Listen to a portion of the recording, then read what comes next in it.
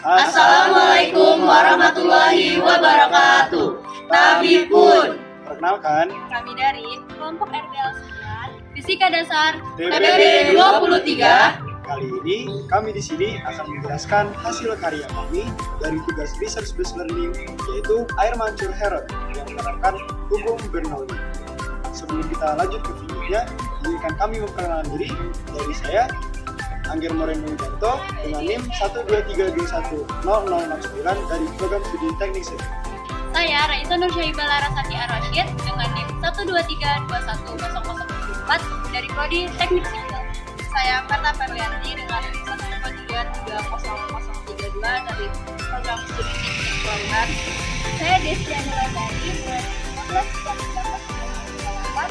program studi teknik keuangan. Saya Maya Janendra dengan NIM 123460030 dari program studi teknik perkeretaapian. Saya Edi Nureni Febrian Sinaga dengan NIM 123300003 dari Prodi Teknik Kelautan.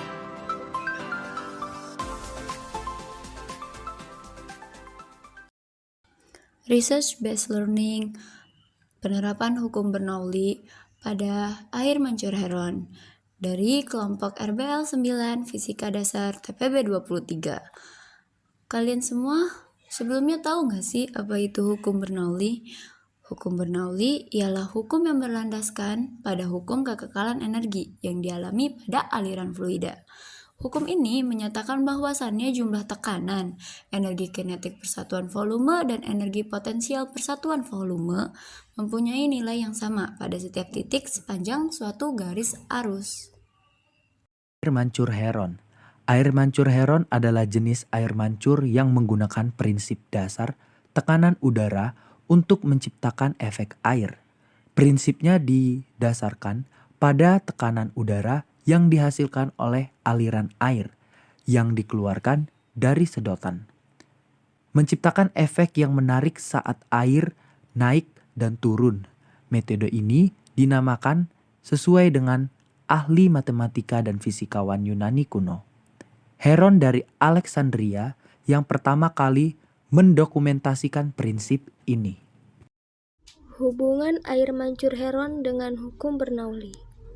Cara kerja air mancur Heron merupakan salah satu bentuk dari konservasi energi, di mana energi potensial diubah menjadi energi kinetik.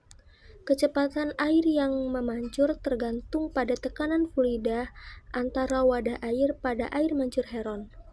Prinsip kerja air mancur Heron yaitu memanfaatkan tekanan fluida, mengindikasikan bahwa hukum Bernoulli berlaku pada air mancur Heron.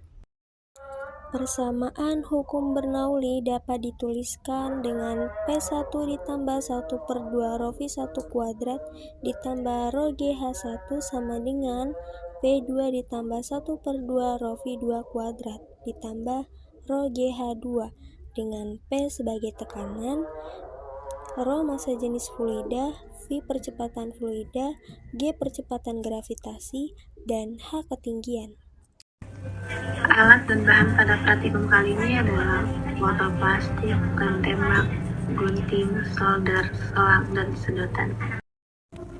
Cara kerja air mancur Heron adalah air dapat mengalir ke atas sebab terdapat tekanan yang diberikan oleh air dalam botol A, kemudian turun ke botol C melalui selang, sehingga air dalam botol B yang kemudian udara udah naik ke botol B yang kemudian udara tersebut menekan air naik ke botol A, dan terjadilah peristiwa air mancur Heron. Kelebihan air mancur Heron melibatkan prinsip sederhana yang memungkinkannya untuk menciptakan aliran air tanpa menggunakan pompa. Beberapa kelebihan meliputi efisiensi energi, keandalan, dan kemudahan instalasi karena tidak memerlukan daya listrik tambahan.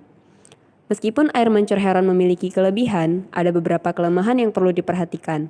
Beberapa di antaranya, termasuk tingkat ketinggian air yang terbatas, efek cuaca yang dapat mempengaruhi kinerjanya, dan kebutuhan untuk mempertahankan ketinggian air yang stabil untuk menjaga aliran yang konsisten. Saran, botol yang digunakan tidak boleh bocor sedikit pun, karena dapat menyebabkan udara dari luar masuk. sehingga tekanan yang ada di dalam botol tidak seimbang. Sedangkan yang digunakan dalam botol pun harus sama panjangnya. Cara kerja dari air mancur heron adalah pertama, kita akan menuangkan air dari wadah yang paling tinggi, lalu air akan turun menuju wadah yang paling rendah.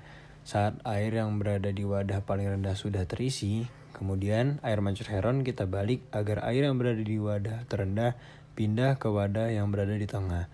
Saat air sudah berpindah, kemudian kita akan mengisi ulang air melalui wadah tertinggi. Lalu air yang berada di wadah tertinggi akan turun kembali menuju wadah paling rendah. Saat air menuju wadah yang paling rendah, udara yang berada di wadah paling rendah akan tertekan dan mencari jalan keluar. Satu-satunya jalan keluar adalah menuju wadah yang berada di tengah. Saat udara dari wadah paling rendah menuju ke wadah di tengah, air yang berada di wadah tengah akan tertekan dan mencari jalan keluar, yaitu melalui saluran yang akan dipancurkan ke wadah paling tinggi. Oke teman-teman, setelah memperhatikan penjelasan tentang penerapan hukum Bernoulli dalam karya kami, semoga yang telah kami sampaikan dapat bermanfaat untuk teman-teman semua. Jika ada kesalahan dalam menyampaikan, kami mohon maaf. Atas perhatiannya kami ucapkan terima kasih. Wassalamualaikum warahmatullahi wabarakatuh.